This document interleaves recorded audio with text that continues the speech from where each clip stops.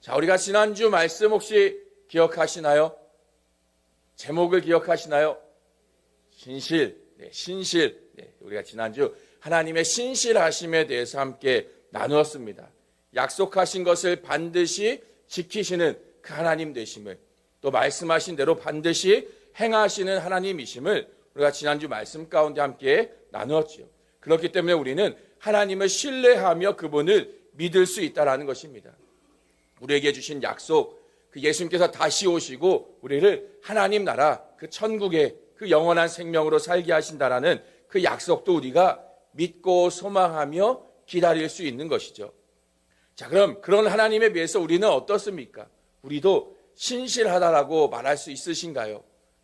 사실 우리는 하나님에 비하면 신실하다라고 말하기는 참 부끄럽습니다. 우리는 늘 하나님 앞에서 결단하기도 하고 다짐하기도 하지만 그 말한 것을 지키지 못하는 것이 솔직한 우리의 모습이지요. 그러나 그럼에도 우리는 그 신실하신 하나님을 닮아가도록 해야 합니다. 하나님의 자녀이기 때문에요. 그 모습을 닮은 성품이 우리 가운데 있어야 하고요.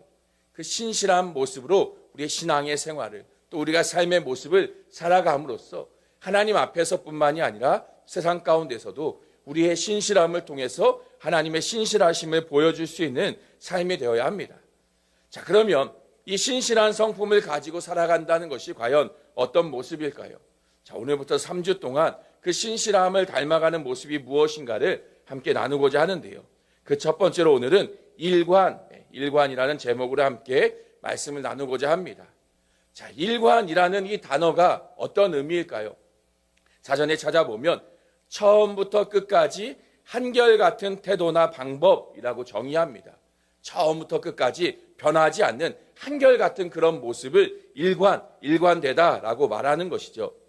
이 일관이라는 단어의 한자를 보니까요. 하나 일, 그리고 꿰관이라는 단어를 씁니다. 꿰관. 그러니까 이 한자가 어떤 한자인가? 예전에는 화폐로 엽전을 사용하지 않았습니까? 그럼 엽전은 가운데 구멍이 뚫려 있으니까 그 구멍을 통해서 줄로 꿰어서 한 줄에 엽전을 뭉텅이로 묶어갖고 다니는 것을 우리가 사극이나 뭐 드라마를 통해서 보게 되는데요. 그 한 줄로 꿰어 있는 그 뭉텅이, 그것이 바로 일관이라는 단어의 모습인 것이죠. 한 줄에 꿰어진 엽전 꾸러미. 한 줄로 시작해서 그 한 줄로 끝내는 그 모습을 일관되다라고 설명하는 것입니다. 우리가 사는 세상의 모습은 늘 변합니다. 10년이면 강산이 변한다라는 말이 있듯이 시간이 지나고 세월이 지나면 사실 변하는 것이 당연하지요. 과거의 모습과 지금의 우리의 모습이 같으신 분이 계신가요? 우리 권사님들, 집사님들, 장로님들 보면서 제가 오랜만에 우리 교회 돌아왔을 때 예전 제가 기억하던 모습들 그대로이셔가지고 죄송합니다. 거짓말인 거 티가 나나요? 그래도 예전 모습과 같은 그 모습을 가지고 계시죠. 그러나 사람이나 세상이나 모든 것은 시간에 따라 변하게 됩니다. 물론 상황과 환경에 따라, 시대에 따라 변해야 되는 것은 맞지요. 항상 옛 것이 맞다라고, 과거의 것이 옳다라고 그 한 가지를 고집스럽게 주장하는 것도 물론 옳지는 않습니다. 그런 사람을 흔히 꼰대라고 말하지 않습니까? 그러나 모든 것이 변하지만, 모든 것이 변한다 할지라도 변하여서는 안 되는 것이 분명히 있는 것이죠. 진리에 있어서는, 어떤 분명한 기준에 있어서는 변하지 않아야 하는 것이 맞습니다. 또 우리 그리스도인에게 있어서 변하지 말아야 할 것 중에 하나가 있다면 그것은 예수 그리스도를 믿는 그 믿음, 이 믿음만큼은 우리가 변해서는 안 되는 것이죠. 신실하신 하나님 앞에서 우리는 신실하게 그 끝까지 그 믿음을 지켜나가야 합니다. 자, 그러면 어떻게 우리는 우리의 그 믿음을 일관되게 끝까지 지킬 수 있는 것일까요? 자, 먼저 우리의 믿음의 그 일관성, 그 믿음을 지키는 방법은 바로 교회 공동체를 통해서 지킬 수 있습니다. 오늘 본문의 말씀은 우리의 그 변하지 않는 믿음을 지키기 위해 우리보다 앞서 있는 그 믿음의 선배들을 본받도록 권면하는데요. 우리 7절 말씀을 같이 한번 읽어보겠습니다. 하나님의 말씀을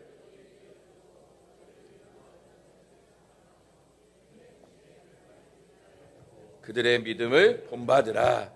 자, 지금 뭐라고 이야기합니까? 하나님의 말씀을 너희에게 일러주고 너희를 인도하던 자들에 대해서 지금 이야기하고 있습니다. 우리가 오늘 본문의 말씀은 하나님 앞에서 가르치는 자, 그러니까 그들을 이끄는 영적인 리더들에 대해서 지금 이야기하고 있는 거죠.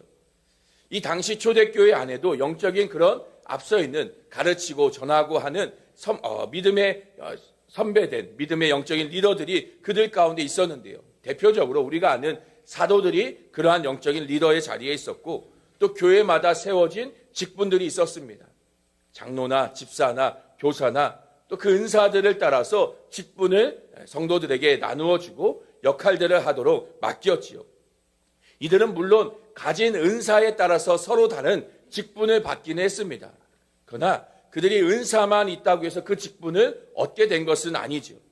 성경에 보면 그들의 행실과 믿음에 따라서 이 직분을 맡기도록 허락하고 있는데요. 디모데전서 3장에 보면 감독의 직분을 주는 데 있어서 이러한 조건을 말합니다.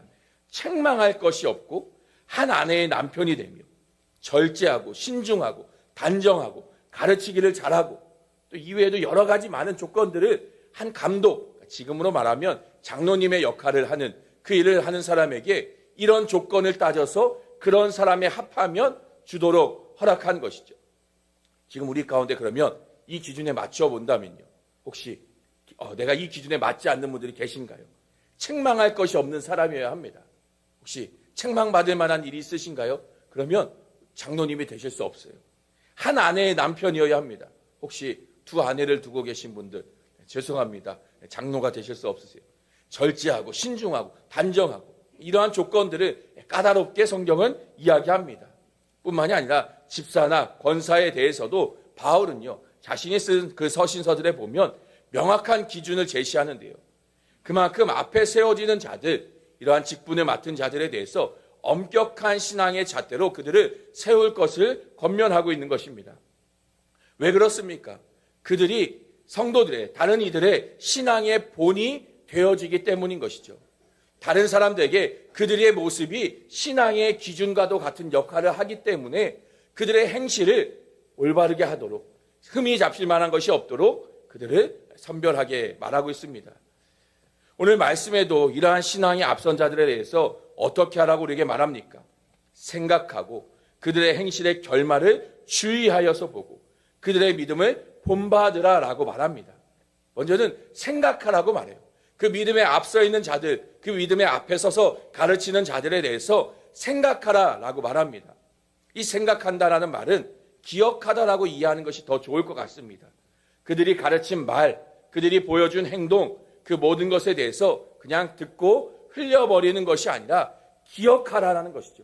무엇을 말하였는지, 어떻게 하라고 그들이 가르쳤는지 기억하라라고 말하는 것입니다. 기억하며 또 무엇을 하느냐? 주의하여 보도록 권면하고 있습니다. 주의하여 본다라는 이 말은요, 자세히 관찰하는 것을 의미합니다. 그러니까 마치 현미경으로 우리가 과학 시간 때 무언가를 아주 세밀하게 살피면서 관찰하는 것처럼요. 그들에 대해서 관찰하라는 것이죠. 무엇을 살피는가? 그들의 행실의 결말을 주의하여 보라 말합니다. 말하고 행동하고 가르친 대로 그들이 살아가고 있는가? 그 삶의 결과가 어떠한가를 주의 깊게 보라는 것이죠. 왜 그렇게 하라고 명령합니까? 말한 대로 하지 않으면 흠잡으려고 그렇게 하라는 것일까요? 자기도 못하면서 왜 우리한테만 그렇게 시키느냐? 비난하라고 이야기하는 것일까요? 아니요, 그렇지 않습니다. 그들의 삶의 모습을 보면서 그 믿음과 신앙을 가지고 살아간 그들의 삶의 결과가 어떠한가를 봄으로써, 그것을 지켜봄으로써 우리가 어떻게 해야 하는가를 판단하라는 것이죠. 그들이 말한 대로, 가르친 대로, 그 믿음대로 살았을 때에 그들의 삶에 어떤 결과가 있는지를 보라는 것이죠. 또 만약에 그렇게 살지 않는다면, 말한 대로 살지 않는다면, 가르친 대로, 성경이 가르치는 대로 그들이 말로는 하지만 행하지 않고 있다면 그 모습 가운데 어떤 결과가 있는지를 살펴보라는 것입니다. 이를 통해서요, 우리의 믿음이 어떻게 해나가야 할지, 이 믿음을 지킬 것인지 아니면 이 믿음을 포기할 것인지를 판단하게 하는 것이죠. 그래서 마지막에는요, 그들의 믿음을 본받으라라고 말합니다. 그들을 보면서 믿음이 무엇인지, 물론 올바른 믿음 행실 살아간 자들을 말하는 것이겠죠. 믿음이 무엇인가를 그들을 통해서 배워가고 또 어떻게 믿음을 지켜야 하는가를 그들의 삶의 모습을 통해서 본받도록 명령하고 있습니다. 혹여나 그들의 모습 가운데 실수하거나 잘못된 것이 있다면 그것을 반면교사로 삼는 것이고요. 올바른 믿음의 본이 있고 닮아가야 하는 모습이 있다면 그 모습을 따라가도록 지금 말하고 있는 것입니다. 우리는 우리 눈앞에 있는 그 믿음의 선배들을 통해서 우리의 믿음과 신앙을 배워갑니다. 우리 앞서 있는 우리의 믿음의 선배들, 그리고 나보다 신앙의 연차가 오래된 분들, 또 앞서 있는 저와 같은 목사나 또 장로님, 권사님, 집사님들과 같은 그런 직분을 맡은 자들을 통해서 우리는 신앙을 보고 배워가게 되지요. 그들이 지금까지 걸어온 신앙의 여정을 사실 우리는 무시해서는 안 됩니다. 많은 젊은 세대들이, 저를 포함한 사실 젊은 세대들이 이제 나이가 되신 또 신앙이 오래되신 장로님이나 권사님들을 보면서 또 조금 그들이 실수하는 모습을 보면서 비난하고 조롱하기도 하고 하지만 사실 그 어른들의 신앙의 여정을 무시해서는 결코 안 되지요. 그들이 지금까지 그 믿음과 신앙을 지켜오기 위해서 해왔던 그 수고와 헌신들, 사실 그것은 우리가 다 보지 못했기 때문에 알지 못하는 것이고요. 그 위치에, 그 자리에 오르기까지 정말 그의 삶의 본이 되어지는 모습들이 있었기 때문에 교회 안에 직분을 맡아 세워진 것을 우리가 신뢰해야 합니다. 그들이 이미 신앙의 여정을 지금까지 오는 동안 때로는 넘어질 때도 있고 무너질 때도 있었지만 다시 일어서는 그런 경험들이 우리 믿음의 선배들에게 있는 것이죠. 그들의 신앙과 믿음을 우리는 존중해야 되고요. 또 우리가 할 수 있다면 그 믿음의 신앙을 본받고 따라가야 합니다. 물론 아직도 그분들도 믿음의 싸움을 여전히 하고 있는 중이죠. 아직 그 행실, 그 믿음과 신앙의 결말이 맺어진 것은 아닙니다. 지금은 잘하고 있지만 또 혹시라도 나중에 노년의 때에 또 어떻게 될지 모르기도 합니다. 때로는 흔들릴 수도 있고요. 일관되지 못한 믿음을 보일 수도 있지만 그러나 우리는 그들이 지금까지 쌓아온 믿음과 신앙의 그 걸음, 그 모습을 바라보면서 선한 것들을 보고 배우며 따라가야 하는 것이죠. 그래서 또 오늘 히브리서의 이 말씀은 단순히 우리 앞에 있는 교회 안에 지금 앞에 서 있는 직분자들, 우리가 보고 듣고 배우고 있는 그분들의 신앙을 보고 배우고 따라가라고만 말하는 것이 아닙니다. 오늘 우리가 읽은 이 7절의 말씀은 이 믿음의 경주를 이미 끝낸 더 앞서 있는 신앙의 선조들에 대해서 이야기하고 있는 것이기도 합니다.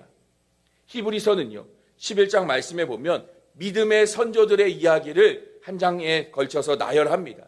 아벨에서부터 시작해서 에녹, 노아, 아브라함, 수많은 믿음의 선조들이 어떻게 그 믿음을 지키고 어떻게 행하며 살아왔는지를 설명하고 있지요. 당시 히브리서를 받아보던 그 히브리인인 유대인들이라면 누구나가 다 알만한 사람들의 이름을 통해서 믿음이 무엇인가를, 신앙이 무엇인가를, 또 그렇게 믿음을 가지고 살았던 그들의 삶에 어떤 은혜가 있었고 어떤 결말을 맺게 되었는가를 히브리서는요 설명하고 있습니다. 왜 그렇게 다 기록하며 말합니까? 그 믿음을, 그들의 결과를 통해서 우리가 그 믿음을 배우고 본받으라는 것이죠. 우리가 가진 믿음, 우리가 끝까지 흔들리지 않고 지켜가야 하는 이 믿음을 앞서서 가지고 살았던 그 사람들의 결과가 어떠한가를 성경은 우리에게 가르쳐주고 있는 것입니다. 이를 통해서 우리 역시도 이 믿음을 끝까지 변하지 말고 지켜갈 것을 명령하는 것이죠. 성경에 기록된 수많은 사람들의 이야기, 아브라함이나 이삭이나 야곱이나 그 많은 사람들의 이야기는요, 그들이 대단한 위인이라서 우리에게 기록하고 있는 것이 아닙니다. 그들의 인생을 통해서 그들이 가진 믿음, 그들이 붙잡았던 그 하나님, 그들이 보았던, 신뢰했던 신실하신 그 하나님이 누구신가를 그들의 믿음의 모습, 그들의 삶의 모습을 통해서 우리에게 가르쳐주고 있는 것이고요.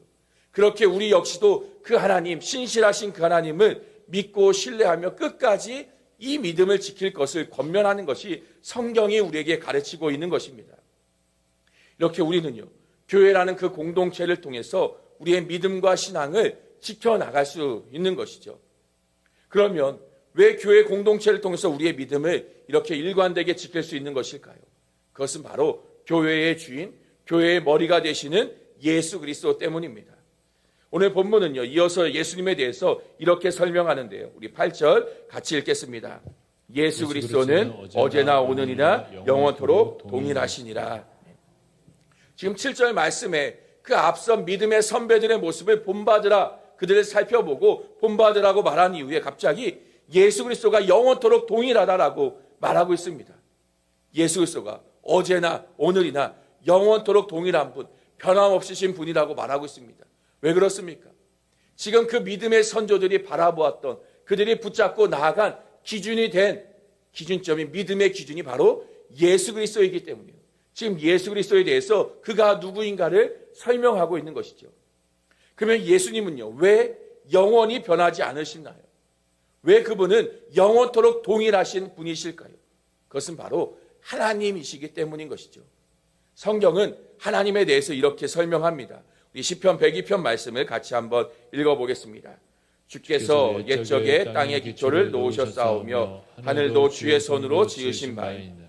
천지는 없어지려니와 주의 영전하시고 그것들은 다 옷같이 낡으리니 의복같이 바꾸시면 바뀌려니와 주는 한결같으시고 주의 연대는 무궁하리이다. 천지는 없어집니다. 세상의 모든 자연 만물, 세상의 모든 것은 사라지기도 하고요. 또 옷처럼 낡아지기도 하고요. 또 바꿔야 되기도 합니다. 그러나 하나님은요, 영존하시고 한결같으시고 무궁하신 분이다. 지금 오늘 말씀은 시편의 저자는 고백하고 있죠. 세상 모든 것이 다 바뀌어도 하나님은 영원히 변하지 않는 분이라고 성경은 말하고 있는 것입니다. 우리 동네만 하더라도요, 얼마나 많이 과거에 비해서 바뀌었습니까? 저는 이제 나이가 얼마 되지 않아서 제가 본 암사역의 동네는 크게 달라지진 않았는데요. 이 동네에서 오래 사신 분, 30년, 40년, 50년 사셨던 분, 우리 원로 사모님 같은 경우는 거의 제 기억으로는 여기서 태어나서 평생을 사신 걸로 알고 있는데 늘 하시던 말씀이 그래요. 학교 갈 때 맨날 장화 신고 가야 됐다라고. 자기 혼자 학교 가면 장화 신고 왔다라고 이야기를 하세요. 왜냐하면 이 암사역 이 동네가 다 뻘 같은 그런 진흙밭이었다고 그 당시를 이야기하십니다. 한 10년, 20년 전만 해도요, 이 동네가 어땠나요? 지금의 모습과는 조금 다른 모습을 하고 있었죠. 앞으로 몇 년 뒤에는 또 아마 다른 모습을 하고 있을 것입니다. 우리 옆에 있는 농협 건물이었던 이 건물도 이제 건축을 시작하지 않습니까? 이 건축이 다 되고 나면 이 주변의 모습이 또 달라질 거고요. 오랜만에 이 동네를 찾아온 사람들은 뭔가 새로워졌다라는 이야기를 하겠지요. 세상은 변합니다. 달라집니다. 낡아진 것, 새 것처럼 보여졌지만 어느샌가 또 낡아지고요. 또 바꿔야 할 시기가 오게 되고요. 그렇게 영원한 것은, 세상에 영원한 것은 아무것도 없는 것이죠. 그 모습이 변하고 낡아지고 그렇게 세상은 변해갑니다. 그러나 하나님만은 변하지 않는 분이시라고 성경은 말하고 있죠. 낡아지거나 새하여지거나 그래서 바꿔야 되는 그런 분이 아니라 영원하신 영원히 변하지 않으시는 한결같은 분이시라고 성경은 말합니다. 이런 하나님에 대해서요, 야고보서는 또 이렇게 말하기도 하는데요. 야고보서 1장 17절 같이 한번 읽어보겠습니다. 온갖 좋은 은사와 온전한 선물이 다 위로부터 빛들의 아버지께로부터 내려오나니 그는 변함도 없으시고 회전하는 그림자도 없으시니라. 네, 하나님은 변함도 없으시고 회전하는 그림자도 없으시다라고 말합니다. 회전하는 그림자가 무엇인가요? 그림자가 왜 회전하나요? 한번 우리가 밖에 나가서 가만히 서 있으면 어떻게 됩니까? 내가 아무리 꼼짝도 하지 않고 가만히 있는다 하더라도요, 해가 움직이는 것에 따라서 내 그림자는 움직이게 되지요. 해에 따라서 내 그림자가 길어지기도 하고 짧아지기도 하고요. 오른쪽에 있다 왼쪽에 가기도 하고요. 그림자는 계속해서 움직입니다. 나는 아무리 꼼짝하지 않고 가만히 있어도요, 나는 가만히 있어도 나의 그림자는 달라지는 것이죠. 무슨 말입니까? 나는 변하지 않으려 한다 하더라도 우리를 둘러싸고 있는 우리의 주변의 환경에 의해서요, 나도 모르게 조금씩 변할 수밖에 없는 것이 우리의 모습이라는 것이죠. 내가 아무리 변하지 않는 그 일관됨을 유지하려고 해도 그렇게 할 수 없음을 이야기하는 것입니다. 그런데 하나님은 그렇지 않으신 분이라는 것이죠. 제가 집에서 아이들에게 화도 내지 않고 짜증도 내지 않고 항상 친절하게 아이들을 대하려고 하는데요, 늘 그렇게 할까요? 그렇지 못한 경우가 더 많습니다. 잘해야지, 친절하게 정말 다정하게 이야기해야지 하다가도 조금 피곤하고 졸리고 하면 저도 모르게 아이들에게 짜증을 내죠. 괜히 큰 소리를 내고 짜증을 내고요. 조금 신경 쓰는 일이 있거나 좀 예민해지게 되면요, 나도 모르게 예민하게 아이들에게 반응합니다. 그러면 좀 제가 예민하다 싶으면 저희 딸은 항상 저에게 아빠 설교 있어? 라고 말을 해요. 항상 설교 준비할 때 예민해지니까요. 사람은 상황과 환경 또 자기의 감정에 따라서 달라질 수밖에 없지요. 일관됨을 유지하기가 어렵습니다.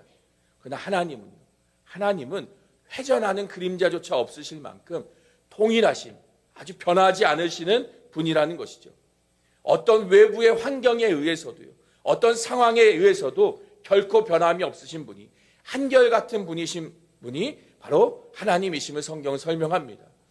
이런 하나님이신 예수님께서 우리의 교회의 주인이 되십니다. 바울은요, 이 예수님과 교회의 관계를 이렇게 설명하는데요. 우리 에베소서 2장 20절 말씀 같이 한번 읽어보겠습니다. 너희는 사도들과 선지자들의 더 위에 세우심을 입은 자라. 그리스도 예수께서 친히 모퉁이 돌이 되셨느니라. 사도들과 선지자들의 터 위에 세우심을 입은 자라. 교회를 향해서 그렇게 말합니다. 앞에서 말씀드렸던 그 믿음의 선진들, 그들의 신앙과 믿음 위에 이 교회가 세워졌다는 것이죠. 또 이 교회를 어떻게 세우느냐? 예수께서 친히 모퉁이 돌이 되셨다라고 말합니다. 이 모퉁이 돌이라 하면요, 돌을 쌓아서 건축하는 이스라엘의 그 건축 방식에 있어서 가장 기초가 되어진 돌입니다. 이 모퉁이 돌을 어떻게 놓느냐, 이 돌이 어떠한 돌이냐에 따라서 이 집을 짓는, 건축하는 과정에 모든 기준과 잣대가 되어지는 것이죠. 그러니까 교회의 기초가 예수님이시라는 것입니다. 교회의 기준으로 예수 그리스도가 자리에 계시다라는 것이죠.